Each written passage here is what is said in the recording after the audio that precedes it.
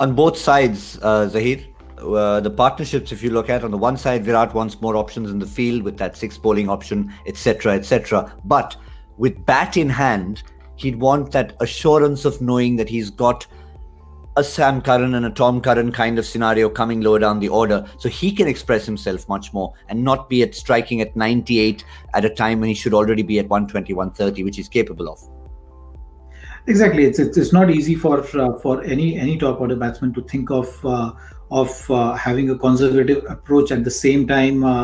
Bat at a decent strike rate and run rate. So that is always a very difficult scenario to deal with.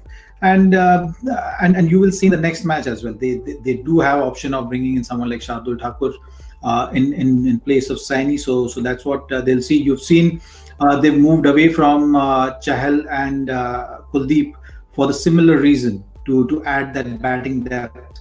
So that's something which you might see it again now in the coming game, where they will be giving importance. To some extent, Bhuvneshwar Kumar was solving that problem by adding that extra batting depth.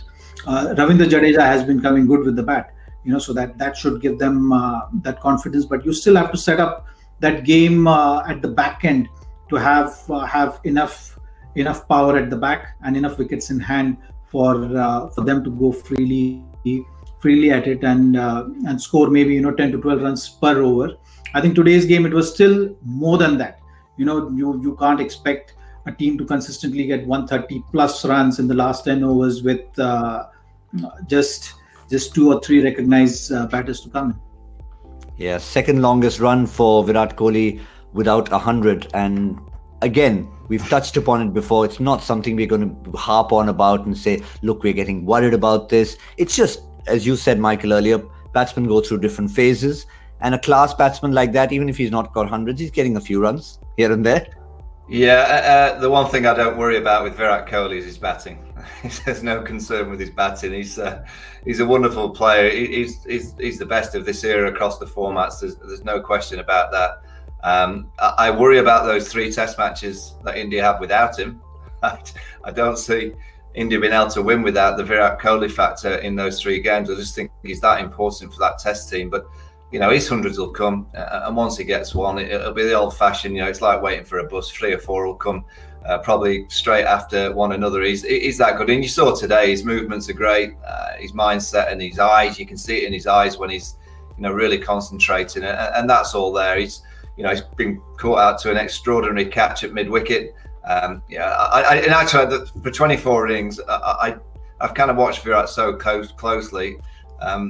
I never ever worry about his batting. I never ever think that he looks out of touch. He may get out, but I never ever think that he looks like us mere mortals that go out there sometimes and look like we're batting with a toothpick. Virat Kohli has not got to the toothpick stage, let me tell you. His bat is still about that wide. Yeah, just those 2 shots, you reckon, one in the previous game, one in this game, that imperious flick into the stands, you could pay admission money for and then go home and say we're done for the day.